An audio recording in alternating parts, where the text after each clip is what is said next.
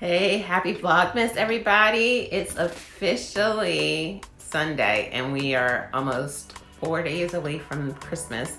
So I'm going to make this super quick for you.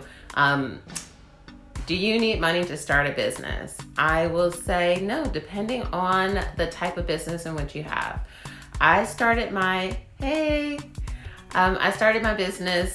with no money. It wasn't even on intention. I was strictly just on a passion, purpose type of journey. I wanted to make a difference, started talking to potential customers, word spread, and it took off. Not that that's going to be everyone's story, but I find that finances are the thing that keep people from actual resources. I won't say finances. Resources are one of the main reasons that people feel limited on starting a business.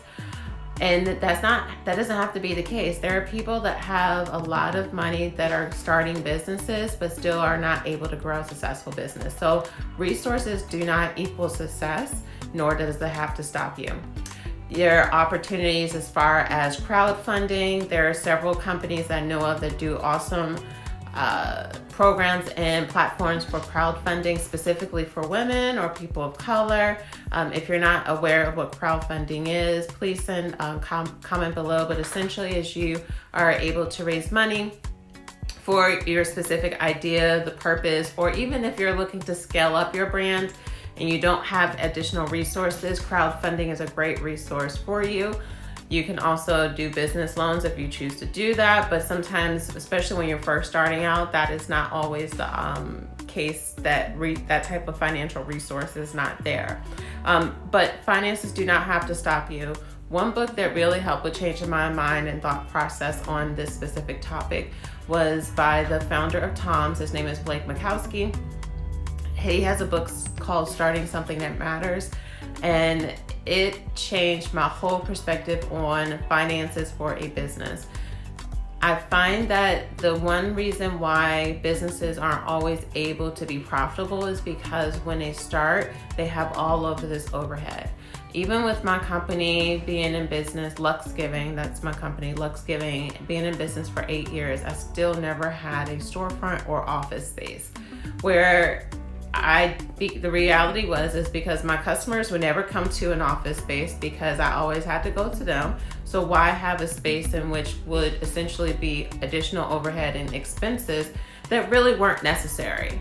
So if you know that you have a business structure that don't require you to have certain expenses and overheads, then it makes sense to not have them. And in that book, he really goes in great detail about cost saving habits as far as getting interns, not always having to get the newest and greatest, and other types of really awesome tips so that you don't have to go broke to start a business. So if you're in a position where you're feeling as if that you can't start a business because you don't have the finances to do so, that does not have to be a limitation for you at all. There are some great resources that are available. Maybe it might even be you testing out your idea a little bit to start making some money. Now, if you have a product-based business, then that might be a situation. But I know businesses that make money and they don't even have websites. They have a landing page on MailChimp. And that is even free up to a certain extent. There are a lot of different resources that are out there that do not require for you to spend a ton of money, but you need to have a solid idea. You have to know who your customer is, know the niche in which your niche in which you're wanting to actually be in, and then just going after it. But I hope that these tips are helpful for you. So if you're sitting there today, or you're going into the new year and you're like, I really want to start a business, but I just don't have the finances to do so, highly recommend checking out that book, or comment below and let me know, like, how, if you do have a business, how much did you have to have saved, or do you believe in this or not?